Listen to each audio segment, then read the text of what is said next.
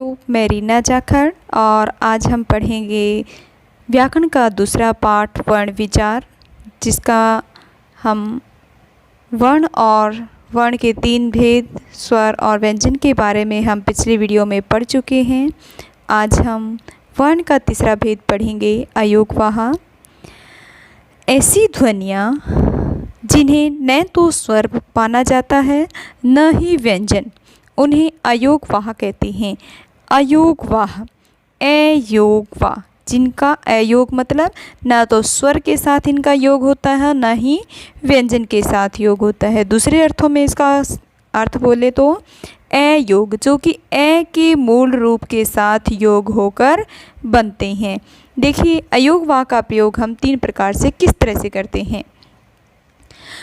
अनुस्वार, जिन वर्णों का उच्चारण में हवा केवल नाक से निकलती है वे अनुस्वार कहलाते हैं। जिन भी वर्णों का हम उच्चारण करेंगे तो हमारे केवल नाक से गर्म हवा बाहर निकलेगी तो उसे अनुस्वार कहते हैं।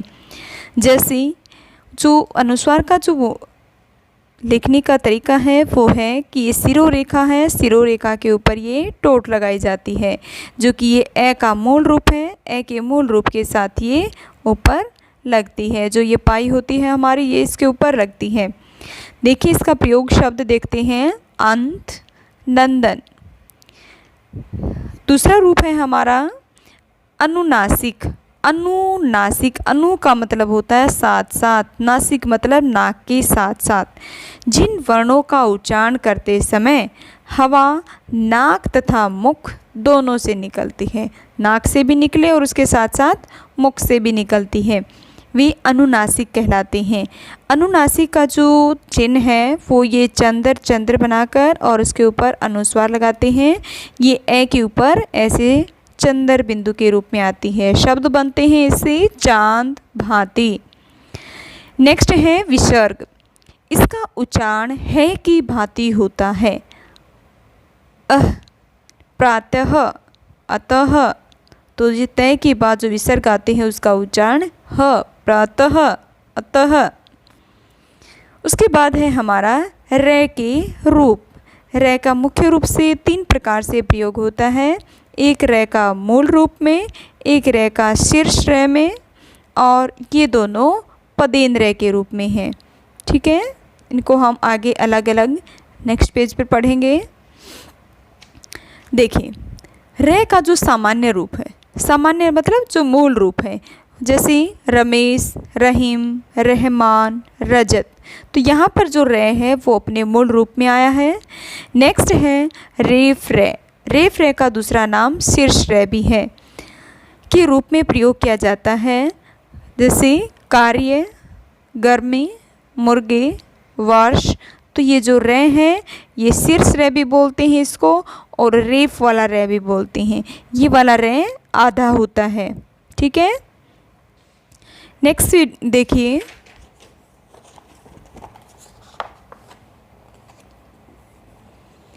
पदेन रे का प्रयोग।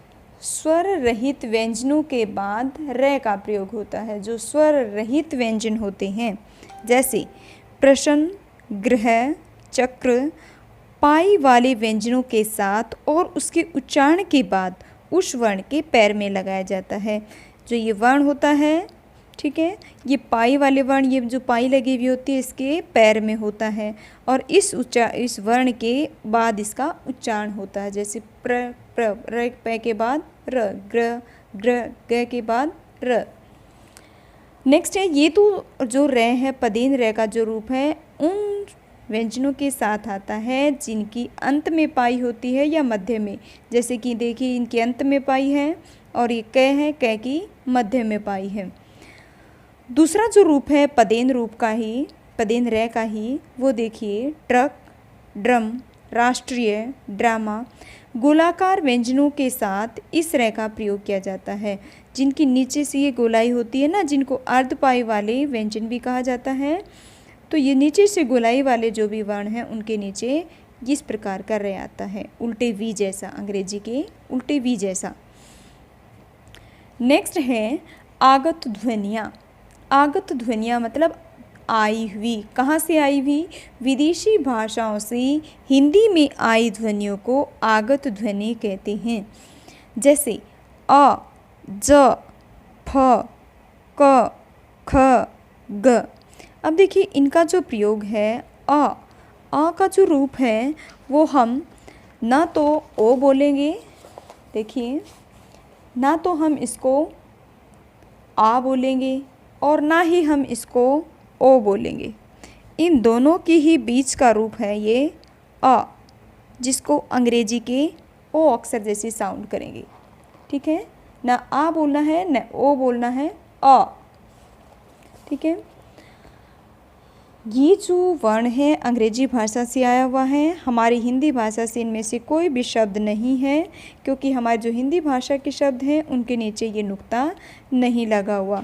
जो किसी शब्द के नीचे ये डॉट लगी हुई होती है, जैसे क के नीचे ये नुक्ता लगा तो इसको तो बोलेंगे हम नुक्ता।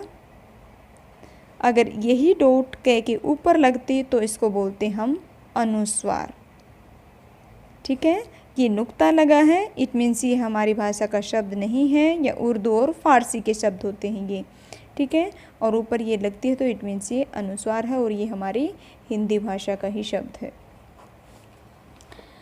नेक्स्ट देखिए फ, ज, क, ख, ग। ये क्या है? सारे ही विदेशी भाषाओं के शब्द हैं, और जब इस नुक्ते का उच्चारण करते हैं तो हमारी जीवा में थोड़ी सी कंपन पैदा होती है। मुख्य रूप से हम इन दोनों का प्रयोग ही देखते हैं, जैसे डॉक्टर, बाजार, रफ्तार आदि। उसके बाद है उत्सिक्त व्यंजन। उत्सिक्त का मतलब होता है फेंका हुआ। इन्हीं को आगत या नए व्यंजन भी कहा जाता है, जैसे अढ़, अंग, ड, अढ़, ढ। इसको बोलते हैं अंगे की बात आता ना ये तो अंगे से बना है, जो क ख ग का रूप है, जो क ख ग घ अंगे का जो रूप है, इससे विकसित रूप हमारा ये है अंग। अंग, अंग, इसमें अ की साउंड और जुड़ जाती है, अंग, अंग, ग, ड, ग, ड। फिर दूसरा हमारा ट, ठ, ड, ढ, अण। इस ढ का ही विकसित रूप क्या है? अढ़। ये बोलते हैं ढ, इसको बोलते अढ़। अंग, अढ़, ढ, अढ़। नेक्स्ट है संयुक्त व्यंजन। जब दो या दो से अधिक एक नया व्यंजन, दो या दो से अधिक स्वर रहित व्यंजन मिलकर जब आपस में मिलकर एक नया व्यंजन बनाते हैं तो उसको संयुक्त व्यंजन कहते हैं। जैसे क, श प्लस अ, तो इसमें दो तो व्यंजन मिले हुए हैं जो स्वर रहित हैं और एक इसमें स्वर मिला हुआ है। दो व्यंजन और एक स्वर के योग से बनते हैं ये क्ष, त प्लस र प्लस त्र, ज प्लस य प्लस ज, स्र प्लस स प्लस र प्लस श्र। नेक्स्ट है द्वितीय व्यंजन। द्वितीय व्यंजन क्या होते हैं? जब एक स्वर रहित व्यंजन हो और समान स्वर सहित व्यंजन हो।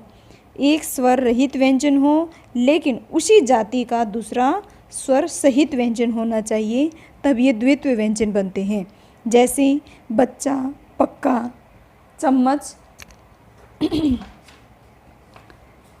कैसे देखते हैं एक बार, जैसे एक तो ये च है और एक ये च है, दोनों ही समान जाति के हैं। तो कहा है रूल ये है कि पहला जो भी व्यंजन आया है वो आधा हो और दूसरा स्वर सहित हो। सहित मतलब उसमें ए मिला हुआ होना चाहिए।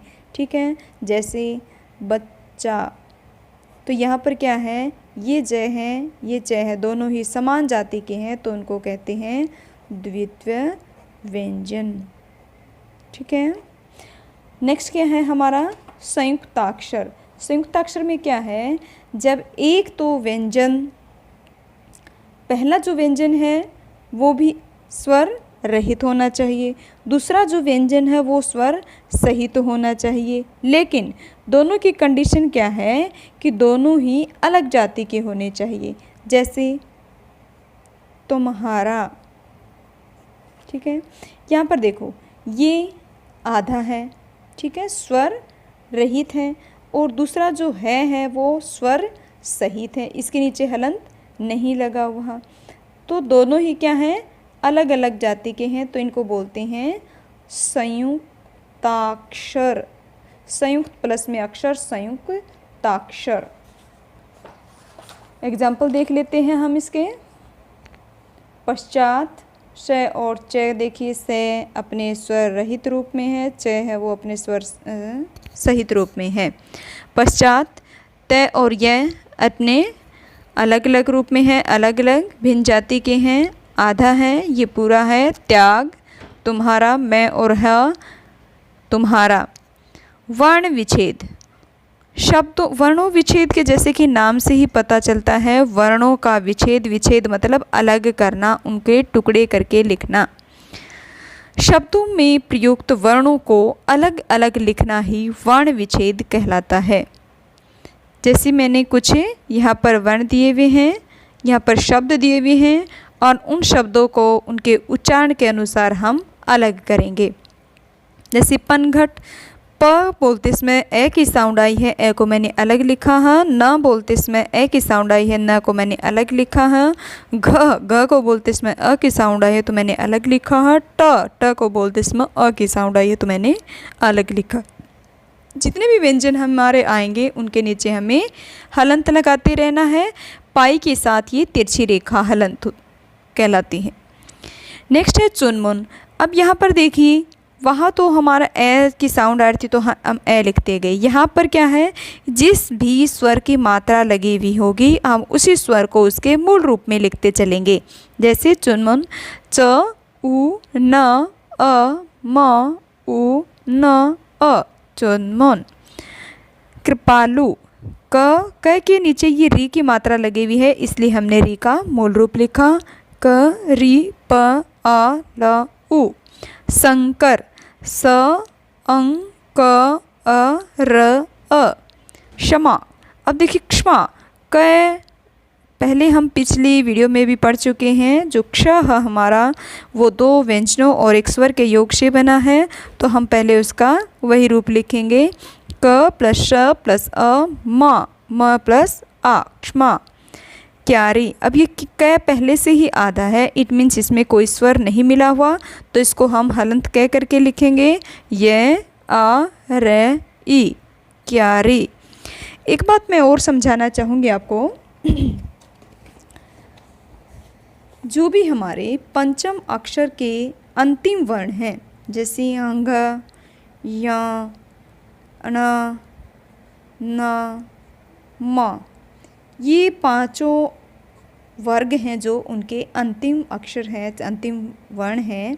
और जब ये पांचों अपने आधे रूप में आते हैं, ठीक है, तो उनको भी हम अनुस्वार के रूप में लिखते हैं।